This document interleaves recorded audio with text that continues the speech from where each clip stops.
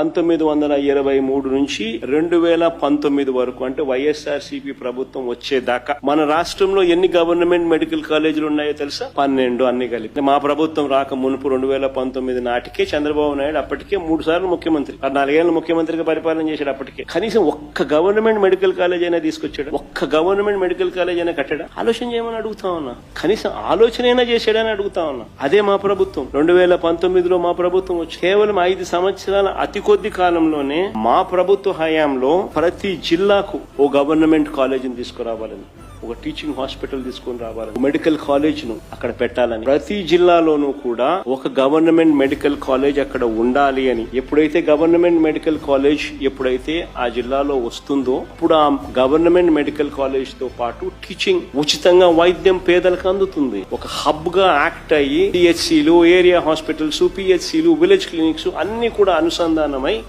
ప్రజలకు మెరుగైన వైద్యం ఆ జిల్లాలో మొత్తం అందుబాటులోకి వస్తుంది. నేను అడుగుతా ఉన్నా, దిస్ ఇస్ కాల్డ్ విజన్. ప్రజలకు ఏది అవసరమో, ఏది ఇంపార్టెంటో, ఏది ఖచ్చితంగా చెయ్యాలి అనే దానికి ఒక విజన్.